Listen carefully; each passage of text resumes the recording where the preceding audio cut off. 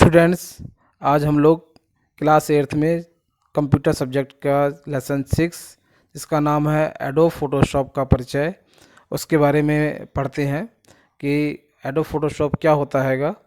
तो adobe Photoshop एक image editing software है जो एडोब क्रॉप नामक कंपनी ने बनाया था। ध्यान रखिएगा, एडोब फोटोशॉप को बनाने वाली कंपनी का नाम था एडोब क्रॉप, और यह एक सबसे अधिक प्रसिद्ध सॉफ्टवेयर हैगा जिसकी सहायता से हम चित्र बना सकते हैं और अपनी इच्छा अनुसार इसमें परिवर्तन भी कर सकते हैंगे। वेब पेज का डिज़ाइन करने में, विज्ञापन में, पुस्तकों के बनाने में भी इसका उपयोग होता है। तो एडोब पेज का आज के टाइम में बहुत उपयोग हो रहा है, ध्यान रखिएगा। और फोटोशॉप का प्रयोग करके आप अपनी पुरानी फ़ोटो को अधिक चमकीला, आकर्षक, और कोई अगर फ़ोटो बहुत पुरानी हो गई है, धुंधली हो गई है ना, किसी भी तरह के स्पॉट आ गए हैंगे, तो उसको हम बिल्कुल नया जैसा बना सकते हैंगे इस फोटोशॉप का उपयोग करके। और हमारी यदि फ़ोटो ब्लैक एंड वाइट है तो हम उसे रंगीन भी बना सकते हैं इस फ़ोटोशॉप के माध्यम से। तो इसका ये फ़ोटोशॉप का उपयोग है। तो फ़ोटोशॉप क्या कर सकता है, क्या क्या चीज़ें इसमें हम लोग कर सकते हैं, आइए जानते हैं। तो किसी भी चित्र के साथ विभिन्न प्रकार के परिवर्तन करने के लिए फ़ोटोशॉप असंख्य टूल्स और उच्च क्वालिटी का यूज़र फ्रेंडली उपलब्ध कराता है। यानी इतने टूल्स है इसमें, आप है ना, किसी भी तरह से आप इमेजिन करिए और वो चीज़ें इसमें अप्लाई कर सकते हैं आप।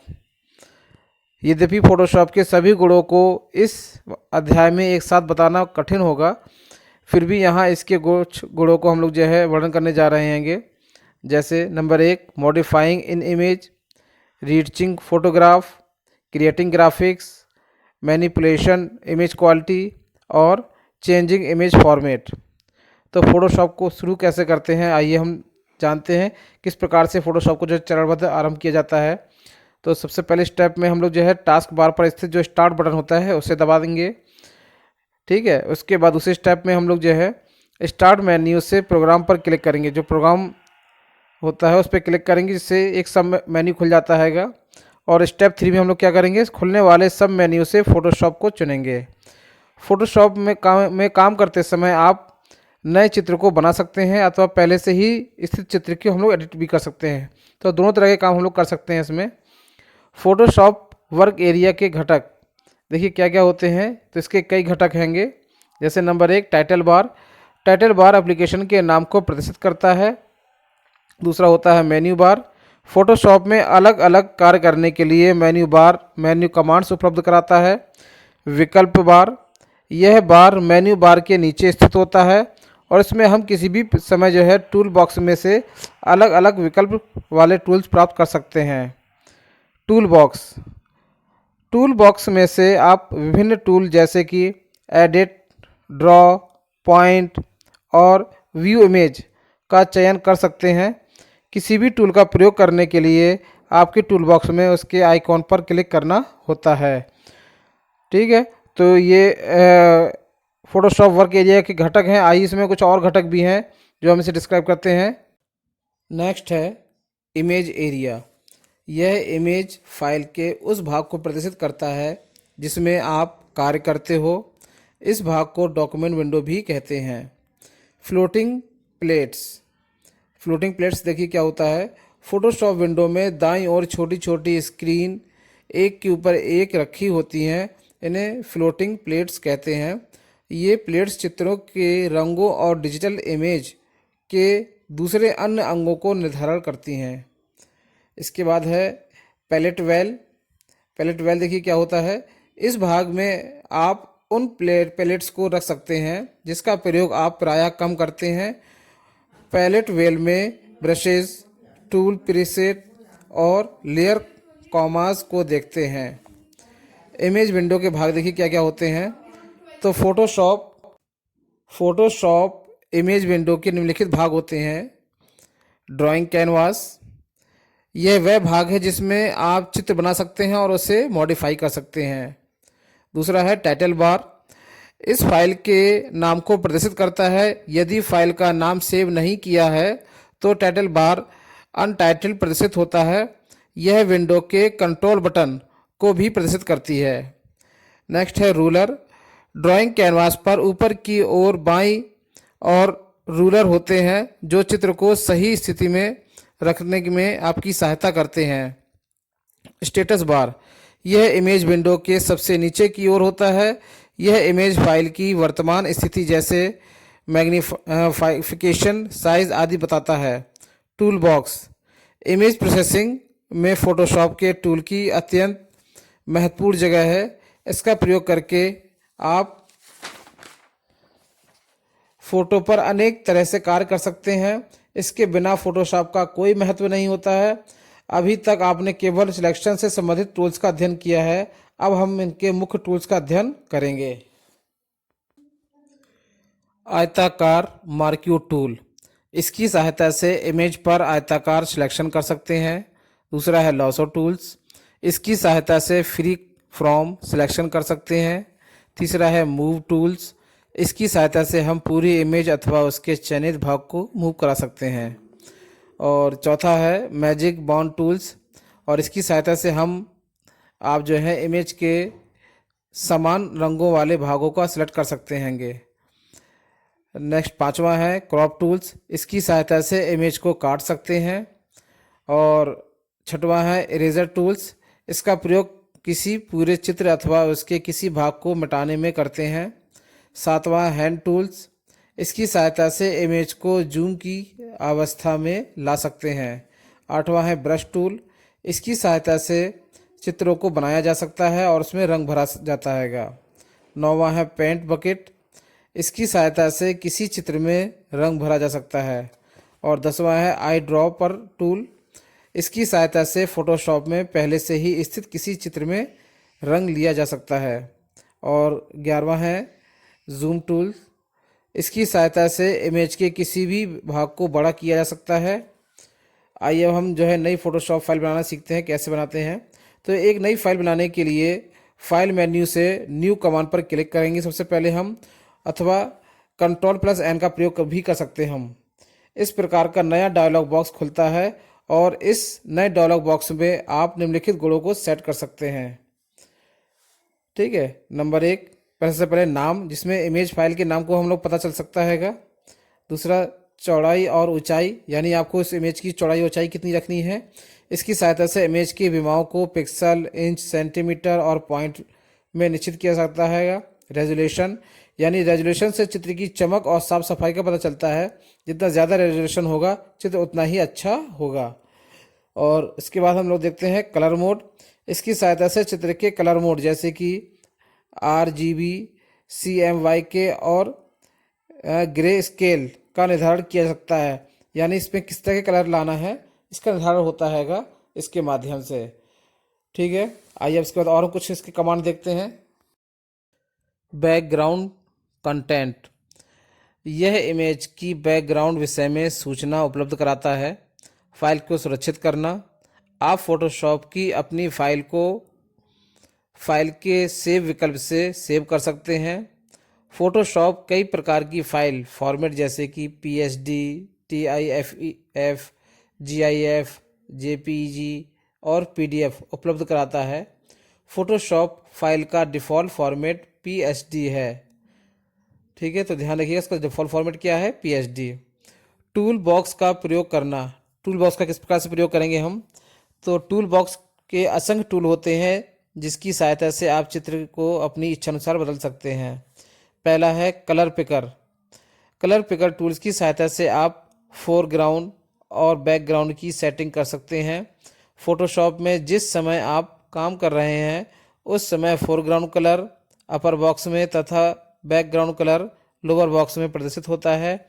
डिफ़ॉल्ट फोरग्राउंड कलर ब्लैक तथा डिफ़ॉल्ट बैकग्राउंड वाइट होता है। फोरग्राउंड बैकग्राउंड कलर का प्रयोग इमेज के साफ किए भाग में रंग भरने के लिए करते हैं। कलर पिकर का प्रयोग करके फोरग्राउंड और बैकग्राउंड का रंग बदलने के लिए निम्न चरणों का पालन करना चाहिए। स्टेप 1, टूल बॉक्स में कलर पिकर के अपर बॉक्स और लोअर बॉक्स पर क्लिक कीजिए। कलर पिकर डायलॉग बॉक्स खुलता है। उसके बाद दूसरे स्टेप में देखिए हम क्या करते हैं, निम्नलिखित में से कोई एक कार्य करते हुए रंग का चयन कीजिए। उसके बाद कलर स्लाइड के साथ साथ सफ़ेद त्रिभुज को ड्रैग कीजिए या कलर स्लाइड पर क्लिक कीजिए या फिर कलर फील्ड में क्लिक कीजिए। स्टेप 3 में ओके पर क्लिक करेंगे और उसके बाद फिर सिलेक्शन टूल आता हैगा। देखिए सिलेक्शन टूल की सहायता से हम चित्र के किसी भी भाग को सिलेक्ट कर सकते हैं ताकि हम उस पर कार्य कर सकें। चित्र के चुने हुए भाग को हम एडिट कर सकते हैं। इस दौरान चित्र का शेष भाग अप्रभावित रहता है। डैश बॉर्डर का प्रयोग करने पर चयनित भाग उभरकर सामने आता है। फोटोशॉप सिलेक्शन टूल के निम्न श्रेणियां उपलब्ध कराता है, जैसे marquee tools, lasso tools, magic wand tools और क्रॉप टूल्स। मार्क्यू टूल्स में देखिए, मार्क्यू टूल्स की सहायता से आप किसी चित्र के विभिन्न भागों को एक विशेष आकार में सिलेक्ट कर सकते हैं। और मार्क्यू टूल का पहला भाग है आयताकार मार्क्यू टूल। तो मार्क्यू टूल भी देखिए यहाँ पर दिए हुए हैं, कई प्रकार के होते हैं। तो मार्क्यू टूल में पहला है आयताकार मार्क्यू टूल। इस टूल की सहायता से आप चित्र को आयताकार आकार में सिलेक्ट कर सकते हैं। दूसरा है सिंगल रो मार्क्यू टूल। इस टूल की सहायता से आप चित्र को एक रो जो कि एक पिकल वाइड के रूप में है के आकार में सिलेक्ट कर सकते हैं। तो इस तरह से जो है हम लोग इसे सिंगल रो मार्क्यू टूल में भी का उपयोग करते हैं। तीसरा है इलिप्टिकल मार्क्यू टूल्स। इस टूल की सहायता से आप चित्र को वृत्त के आकार में सिलेक्ट कर सकते हैं। और चौथा है सिंगल कॉलम मार्क्यू टूल। इस टूल की सहायता से आप चित्र को सिंगल कॉलम में बना सकते हैं। इसके बाद उपयुक्त विकल्पों पर कार्य करने के लिए यहाँ पर निम्नलिखित चरणों का हमें उपयोग करना होता है। नंबर 1 स्टेप पहला है इमेज खोलेंगे।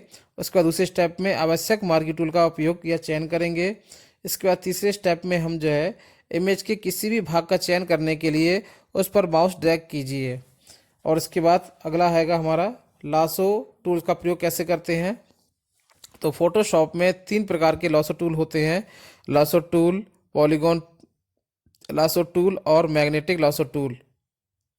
इन टूल्स को देखने के लिए टूल बॉक्स में पॉइंटर लाइए और माउस का बायां बटन क्लिक करके दबाकर रखिए। तो एक मेन्यू खुलता है जिसमें 3 लासो टूल खुलते हैंगे, जैसा कि आप चित्र में देख रहे होंगे। पॉलीगॉन लासो टूल की सहायता से आप जो है इमेज के उस भाग को सिलेक्ट कर सकते हैं जिसके किनारे सीधे होते हैं। लासो टूल की सहायता से आप इमेज के किसी भी आड़े तिरछे भाग को फ्री हैंड सेक्शन की सहायता से सिलेक्ट कर सकते हैं। और जो मैग्नेटिक लासो टूल्स की सहायता से जो है आप इमेज के उस भाग को सिलेक्ट कर सकते हैं जिसके किनारे कॉम्प्लेक्स हो, यानी कि ऐसे 2 किनारे जिसके मध्य का कोण कितना हो, 180 अंश से कम हो, उन्हें हम जो है सिलेक्ट कर सकते हैंगे। तो इसके बाद निम्न चरणों का पालन करके लासो टूल्स का उपयोग किया जा सकता है। स्टेप 1, आवश्यक इमेज को पहले हम लोग ओपन खोलेंगे जो हमें चाहिए है इमेज। दूसरे स्टेप में इसे सिलेक्ट करने के लिए जो है लासो टूल पर क्लिक करेंगे। उसके बाद तीसरे स्टेप में जो है हम चयनित भाग के एक कोने पर क्लिक करेंगे। और चौथे स्टेप में पूरी आकृति को ट्रेस करने के लिए आकृति के चारों ओर फ्री हैंड सेक्शन बॉर्डर द्वारा ड्रैग करेंगे। और उसके बाद अगले स्टेप में सिलेक्शन को बंद करने के लिए प्रारंभिक बिंदु पर पुनः क्लिक करेंगे।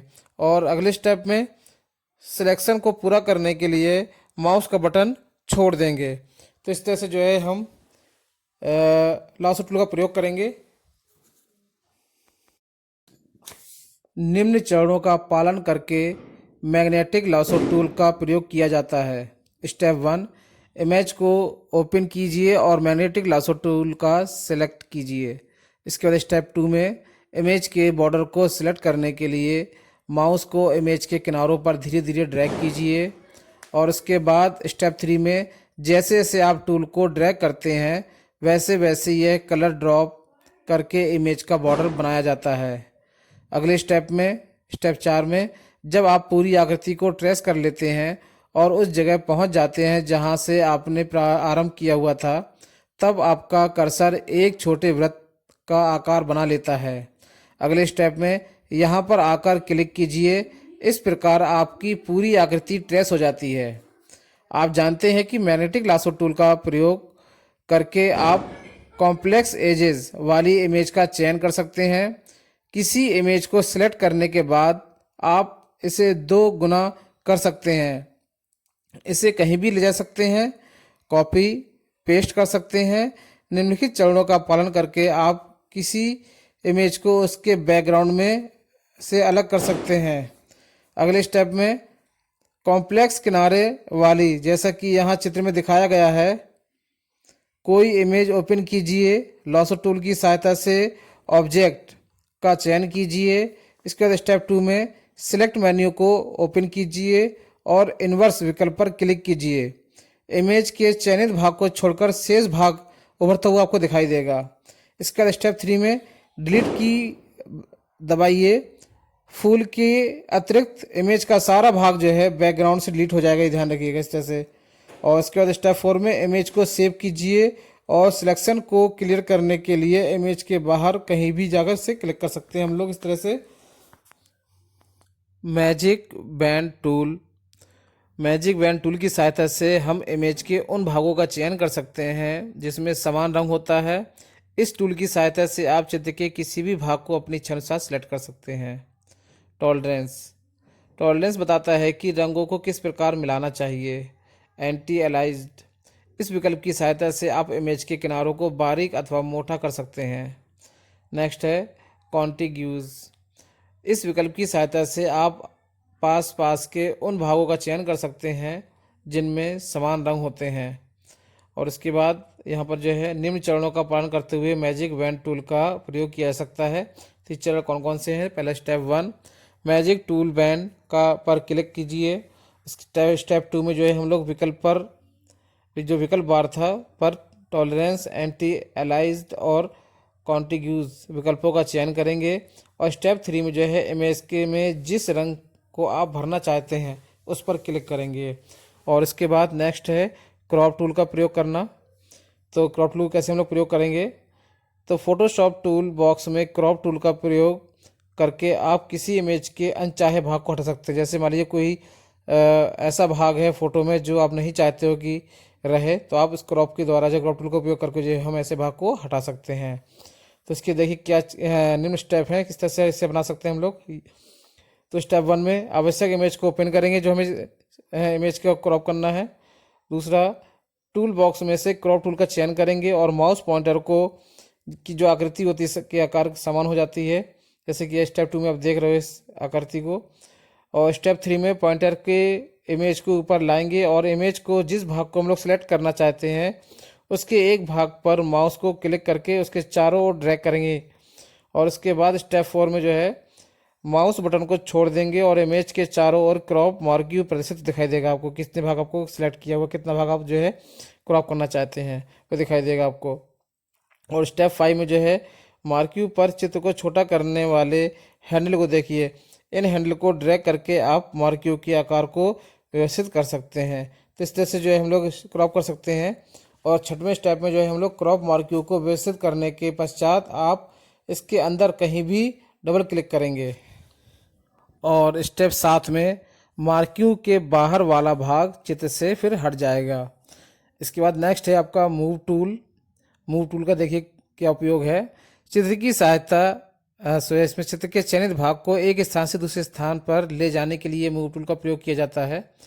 देखिए किस प्रकार से इसका प्रयोग करेंगे। स्टेप 1 में किसी भी सिलेक्शन टूल का प्रयोग करके इमेज के किसी भाग का चयन करेंगे हम लोग। और स्टेप 2 में जो है मूव टूल को सिलेक्ट करेंगे। और उसके बाद स्टेप 3 में जो है चयनित भाग के अंदर माउस पॉइंटर रखेंगे, इसे नए स्थान पर रखेंगे हम लोग। और उसके बाद नेक्स्ट है ड्राइंग टूल। फोटोशॉप असंख्य ड्राइंग टूल उपलब्ध कराता है जिनकी सहायता से आप प्रारंभिक आकृतियां जैसे कि आयत, गोल, कोने वाला आयत, रेखाएं, बहुभुज, वृत्त, एलिप्स आदि इन आकृतियों को आप अपनी इच्छानुसार किसी भी रूप में बदल सकते हैं। आइए फोटोशॉप द्वारा उपलब्ध कराए गए ड्राइंग टूल्स का उपयोग करना सीखें। इसके लिए हम निम्न चरणों का पालन करते हैं। और टूल बॉक्स में से आयताकार टूल का चयन करने के लिए उस पर क्लिक करेंगे। आयताकार टूल को सिलेक्ट करने के पश्चात आप विकल्प बार को देखेंगे। आप आकृति बनाने के लिए इस पर असंख्य विकल्प देख सकते हैं। तो इस तरह से जो है हम लोग ड्राइंग टूल का भी प्रयोग कर सकते हैं। तो स्टेप 3 में ये है कस्टम शेप टूल को सिलेक्ट कीजिए। शेप ड्रॉप डाउन लिस्ट से कोई आकृति यहाँ पर जो घास को दिखाई दे रहा है को सिलेक्ट कीजिए। इसके बाद स्टेप 4 में ड्राइंग कैनवास पर पॉइंटर लाइए और घास की आकृति बनाने के लिए इसे ड्रैग कीजिए।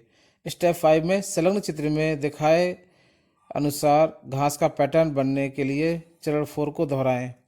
इसके बाद स्टेप 6 में किसी वस्तु का आकार बनाने के लिए आप सिलेक्शन टूल का सीधा प्रयोग भी कर सकते हैं। और स्टेप 7 में चित्र को ग्रास लैंड PSD के नाम से सेव कीजिए। पेंटिंग टूल्स, देखिए पेंटिंग टूल्स के बारे में समझ लेते हैं हम लोग। पेंटिंग टूल की सहायता से आप किसी आकृति में रंग भर सकते हैं। फोटोशॉप में brush tool, pencil tool, colour replacement tool, history brush tool, paint bucket tool और ग्रेडियंट आदि पेंटिंग टूल होते हैं। ब्रश टूल की सहायता से आप अपने चित्र में रंगों के छोटे छोटे धब्बे डाल सकते हैं। ब्रश टूल का प्रयोग करते समय आप विकल्प बार पर अन्य विकल्पों का सेट कर सकते हैं और ये विकल्प हैं। नंबर 1 ब्रश, यह ब्रश प्रेजेंट पिकर को प्रदर्शित करता है, जिसकी सहायता से आप ब्रश के मास्टर डायमीटर को बदल सकते हैं। मास्टर डायमीटर ब्रश का आकार बताता है। आप या तो मास्टर डायमीटर स्लाइडर को ड्रैग करके अथवा मेन्यू के तल में प्रीसेट ब्रश को सेलेक्ट करके ब्रश का आकार बदल सकते हैं। मोड, इसकी सहायता से आप गहरे अथवा हल्के ब्रश का चयन कर सकते हैं। नेक्स्ट है इसके बाद अपोसिटी, जब ब्रश स्ट्रोक का प्रयोग किया जाता है तो इसकी सहायता से आप प्रदर्शितता के पैमाने को निर्धारित कर सकते हैं। और चौथा है हाउ, इसकी सहायता से आप बता सकते हैं कि पेंट कितनी जल्दी संपन्न हो जाएगा। ब्रश टूल का प्रयोग करने के लिए निम्नलिखित चरणों का पालन करें। तो स्टेप 1 इमेज फाइल को खोलेंगे। सबसे पहले हम स्टेप 2 में कलर पिकर में से उपयुक्त कलर फोरग्राउंड कलर चुनेंगे और स्टेप 3 में ब्रश टूल सेलेक्ट करेंगे।